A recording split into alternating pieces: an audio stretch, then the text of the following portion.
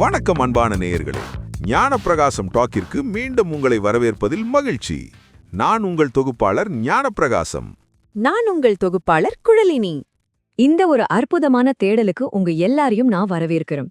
சரி, நம்ம நேரடியா விஷயத்துக்குள்ளேயே போயிடலாம். போகர், இந்த பேரை கேட்ட உடனே உங்களுக்கு என்ன தோணும்? ஏதோ ஒரு பழமையான சக்தி வாய்ந்த சித்தரோட உருவம் தான் உங்க மனக்கண்ல வரும் இல்லையா? இரும்ப தங்கமா மாத்தின ஒரு மாபெரும் ரசவாதின்னு தான் பலரும் அவரை நினைச்சிட்டு இருக்காங்க. ஆனா உண்மையிலேயே அவருடைய ஆகப்பெரிய ரகசியம் உலோகங்களை தங்கமா மாத்துறது கிடையவே கிடையாதுங்க. மனித ஆன்மாவையே தெய்வமா மாத்துறதுதான். இன்னைக்கு அந்த மாபெரும் சித்தர் போகர் எழுதி வச்சிருக்கிற ரகசிய குறியீடுகளை தான் நம்ம ஒன்னா சேர்ந்து உடைக்க போறோம். இது ஏதோ சாதாரண ஒரு வரலாற்று பதிவில்ல, மனித உடலுக்குள்ளேயே ஒழிஞ்சிருக்கிற ஒரு பிரம்மாண்டமான ரகசியத்தை நோக்கிய ஒரு பயணம். தயாரா இருக்கீங்களா? வாங்க போலாம். இந்த வார்த்தைகளை கொஞ்சம் ஆழமா கவனிங்க. உச்சக்கட்ட ரசவாதம் என்பது அகத்திலே நிகழும் மாற்றமே. நம்ம பண்டைய சித்தர் மரபு அப்படிங்கிறது வெறும் மூலிகைகளை வச்சும் மருந்துகளை வச்சும் செய்யற வித்தைகள் மட்டும் கிடையாது. அது உச்சக்கட்ட உடல் மருத்துவமும் மிக ஆழமான ஆன்மீக ரகசியங்களும் பிரிக்கவே முடியாதபடி பின்னி பிணைஞ்சிருக்கிற ஒரு பிரம்மாண்டமான உலகம். அவங்க இந்த உடலையே ஒரு பரிசோதனை கூடமா மாத்தி வெறும் மூச்சையும் ஒலியையும் மட்டுமே வச்சு என்னென்ன மாயங்கள் செஞ்சாங்கன்னு தான் நம்ம இன்னைக்கு பார்க்க போறோம். இப்போ இது ஒரு மிகப்பெரிய வரலாற்று பொக்கிஷம். இதுதான் போகர் முனிவர் 7000 அப்படின்னு சொல்லப்படுற ஒரு பழமையான மூலநூல். 17ஆம் நூற்றாண்டை சேர்ந்ததுன்னு கருதப்படுற இந்த மாபெரும் தொகுப்பு மருத்துவத்துக்கும் ஆன்மீக அறிவியலுக்கும் ஒரு கலை களஞ்சியம்னே சொல்லலாம். இந்த நூலோட ஒவ்வொரு பக்கத்திலையும் ஒவ்வொரு வரியிலையும் போகர் ஒட்டுமொத்த மனித குலத்துக்கும் விட்டு சென்ற ரகசிய சங்கீத மொழிகள் குட்டி கிடக்கு. சரி, இப்போ நம்ம இந்த ஆய்வோட முதல் பகுதிக்கு வரலாம். யோகம் கூறல், அகர் ரசவாதம். போகரோட உடல் சார்ந்த மருத்துவ முறைகள்ல இருந்து அவர் ரொம்ப பாதுகாத்து வச்சிருந்த அந்த அகப்பயிற்சி முறைக்கு இப்போ நாம வந்திருக்கோம். இது அந்த வரலாற்று சிறப்புமிக்க மூலநூலோட உண்மையான ஒரு பக்கம். இங்கதான் போகர் தன்னோட மிக உயர்ந்த யோக ரகசியங்களை ரொம்பவும் சிக்கலான கவிதை வரிகளுக்குள்ள ஒரு ரகசிய குறியீடு மாதிரி ஒளிச்சு வைக்க ஆரம்பிக்கிறார். பாக்குறதுக்கு சாதாரண தமிழ் பாட்டு மாதிரி தான் தெரியும், ஆனா ஒவ்வொரு வரிக்குள்ளேயும் பல அடுக்கு அர்த்தங்கள் ஒளிஞ்சிருக்கு. முதல்ல இந்த யோகம் கூறல் அப்படின்னா என்னன்னு நம்ம தெளிவா புரிஞ்சுக்குவோம். இது ஒன்றும் இல்ல, யோகாவை பற்றிய ஒரு அறிவுறுத்தல். அதாவது பயிற்சி செய்யற ஒருத்தர் தன்னோட ஸ்தூலமான மூச்சையும் மனக்குவியலையும் மட்டும் பயன்படுத்தி தன்னைத்தானே உருமாற்றி ஆன்மீகத்துல ஒரு மரணமில்லா பெருவாழ்வு அடையக்கூடிய ஒரு அகரசவாதம். இந்த ஒரு அடிப்படை விஷயத்த நல்லா மனசுல பதிய வச்சுக்கோங்க. ஏன்னா இனிமேல் தான் நாம போகரோட அந்த குறிப்பிட்ட பாடல்களுக்குள்ள ரொம்ப நுட்பமா உள்ள போய் அந்த ரகசிய குறியீடுகளை உடைக்க போறோம். அடுத்ததா நம்ம தேடலோட மிக முக்கியமான பகுதி, பாடல் 87இன் ரகசியம், தேடுபவருக்கான கட்டளை. பல 100 வருஷங்களா பூட்டி வைக்கப்பட்டிருக்கிற ஒரு பழமையான ரகசிய குறியீட்டை தான் இப்போ நாம திறக்க போறோம். உங்க கவனத்தை முழுமையா இங்க செலுத்துங்க. போகரோட 87வது பாடல் இதுதான். பார்த்திடீர் மேன்மூலம் பராபரத்தாய், பதம் போற்றிச் சிலம்பொலியில் பரிந்து கூடு, தூர்த்திடீர் துவாதசாந்தத்தினுக்கு மேலே சூழ்ந்த விரங்குவலதிலு மேலே நிற்கும், காத்திடீர் பதந்தன்னில் வாசி வைத்து கருத்தூரா நெருக்கரும் காட்சியீவான், வேர்த்திடீர் வாசி வைத்து பதத்தையுண்ணு வேதாண்டம் சிலம்பொலியின் மேவலாமே. செம்மொழியான தமிழ்ல அமைஞ்சிருக்கிற இந்த வரிகள் வெறும் கவிதை கிடையாதுங்க. இது மனித உடலோட சூட்சுமங்கள் அப்படியே இயக்குற அதிர்வு மிக்க கருவிகள். சரி, இப்போ இந்த பாட்டை நம்ம வார்த்தையா பிரிச்சு பார்க்கலாம். பார்த்திடீர் அப்படின்னா பாருங்கள் அப்படின்னு போகர் ஒரு கட்டளை கொடுக்கிறார்.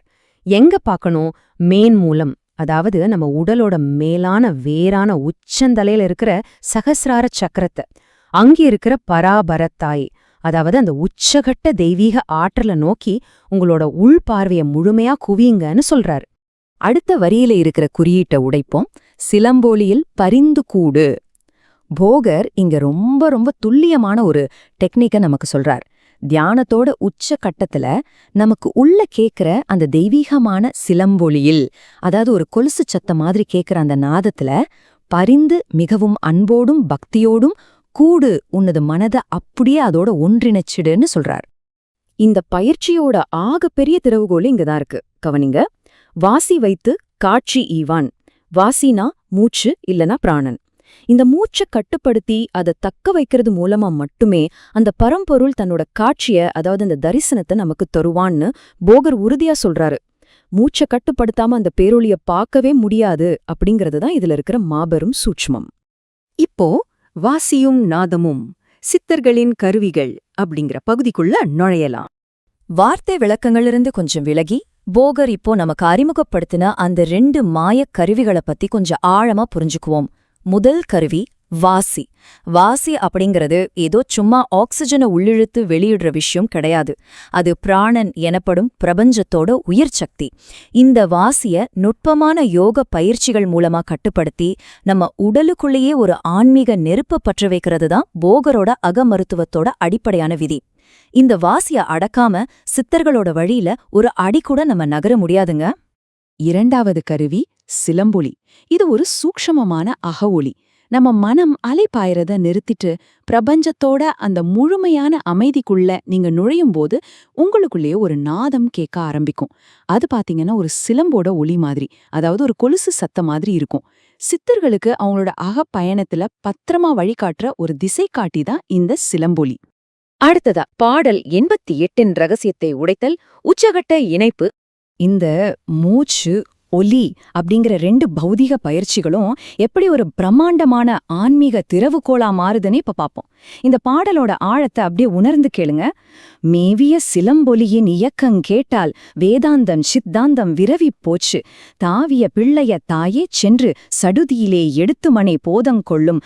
ஆவியே எப்போதும் அழிந்திடாது அருண நிற காந்தியோடம்பா மாயி பாதம் கூவிய சதானிதம் குவியிருந்து கூப்பிட்டு பதங்காத்துக் கொள்ளிரே. அந்த ரசவாதத்தோட உச்சம் நிகழுற தருணத்தை எவ்வளவு உணர்ச்சிகரமா போகர் இதுல பதிவு செஞ்சிருக்கார் பாருங்க. இதுல முதல் வரிய கவனிங்க. மேவியே சிலம்பொலியின் நீனக்கம் கேட்டால் அந்த ஒரு உயர்ந்த நிலைய அடைஞ்சு அந்த சிலம்பொலியோட அதிர்வ அதோட இயக்கத்தை நீங்க உண்மையிலே உள்ள கேட்டுட்டீங்கன்னா என்ன நடக்கும்? அதுக்கான பதில அடுத்த வரியிலேயே போகர் சொல்றார். அது ஒரு மிகப்பெரிய தத்துவார்த்தமான வெடிப்புனே சொல்லலாம். இந்த கருத்து ரொம்ப ரொம்ப முக்கியமானதுங்க. வேதாந்தம் சித்தாந்தம் விரவி போச்சு. வேதாந்தம்னா தத்துவங்களோட உச்சம், சித்தாந்தம் அப்படிங்கறது அனுபவத்தோட உச்சம். அந்த சிலம்பொலியை கேட்கும்போது இந்த 2 மாபெரும் தத்துவ பிரிவுகளும் ஒன்னோட ஒன்னு அப்படியே கலந்து அதோட எல்லைகளே கரைஞ்சு போயிடும்னு போகர் அடிச்சு சொல்றாரு. தத்துவ விவாதங்கள் எல்லாமே அங்கே ஒரு முடிவுக்கு வந்துடுது. இந்த பாடலோட இறுதிக்கட்டத்துக்கு இப்போ வருவோம். ஆவியே இப்போது மழிந்திடாது அருண நிறக்காந்தியோடும். அந்த நிலையில உங்க ஆன்மாவுக்கு, அதாவது ஆவிக்கு ஒருபோதும் அழிவே கிடையாது. காலை சூரியனோட ஒளியோடும் ஒருவித காந்த சக்தியோடும் நீங்க அந்த உச்சகட்ட மரணமில்லா பெருநிலையை அடைந்து நிலைத்து நிற்பீர்கள் அப்படின்னு சொல்லி போகர் இந்த அகரசவாதத்தை நிறைவு செய்றார். எவ்வளோ பெரிய விஷயம் பாருங்க. இப்போ நம்ம தேடலோட கடைசி பகுதிக்கு வந்திருக்கோம். வேதாந்தமும் சித்தாந்தமும் சந்தித்தல், தத்துவங்களின் முடிவு. அந்த 88வது பாடல்ல போகர் முன்வைக்கிற அந்த பிரம்மாண்டமான தத்துவார்த்த கூற்ற நம்ம கொஞ்சம் பின்னாடி நின்னு பார்க்கணும். இந்த ஒப்பீட்ட பாருங்க. ஒரு பக்கம் வேதாந்தம், இது அறிவோட வழியிலையும் விவாதங்கள் வழியிலையும் பரம்பொருள தேடுற ஒரு தத்துவ பயணம். இன்னொரு பக்கம் சித்தாந்தம், இது தத்துவங்களை பத்தி எல்லாம் பேசாம வெறும் மூச்சையும் ஒலியையும் மட்டுமே கொண்டு இந்த உடலையே ஒரு கருவியாக்கி இறைவனை நேரடியாக அனுபவபூர்வமா உணர்ற ஒரு செயல்முறை. இது 2ம் சந்திக்கிற புள்ளியத்தான் போகர் இவ்ளோ அழகா விவரிக்கிறார். போகரோட ஆகப்பெரிய சாதனை என்ன தெரியுமா? அவர் ஒரு கோட்பாட்ட, அதாவது தியரிய முழுமையான பயிற்சியாக பிராக்டிக்கலா மாத்திட்டாரு.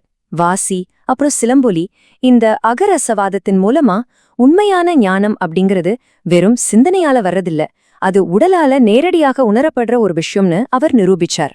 இங்க விவாதங்களுக்கு எந்த இடமும் கிடையாது, அனுபவம் மட்டுமே மிஞ்சும். நம்ம இந்த ஆய்வோட நிறைவு பகுதியில நான் உங்ககிட்ட ரொம்ப ஆழமான ஒரு கேள்வியை முன்வைக்க விரும்புறேன். உடலையும் மூச்சையும் வச்சு மரணமில்லா பெருவாழ்வ அடைறதுக்கான ஒரு துல்லியமான மேப்ப ஒரு பழமையான சுத்தரால பல 100 வருஷங்களுக்கு முன்னாடியே வரைய முடிஞ்சதுன்னா, ஒவ்வொரு நாளும் நீங்க ரொம்ப சாதாரணமாக இழுத்து விடுற உங்க சொந்த மூச்சுக்குள்ள இன்னும் வெளியே வராத எப்பேற்பட்ட பிரம்மாண்டமான திறன்கள் எல்லாம் உறங்கிக்கிட்டு இருக்கு. இது கொஞ்சம் நிதானமா சிந்திச்சு பாருங்க. போகரோட இந்த ரகசியங்கள் நம்ம ஒவ்வொருத்தருக்குள்ளேயும் ஒளிஞ்சிருக்கிற அளப்பரிய ஆற்றலை நோக்கி ஒரு மாபெரும் திறவுகோள். இந்த ஒரு சிந்தனையோட இன்னைக்கு நம்ம ஆய்வை நிறைவு செய்வோம். நன்றி.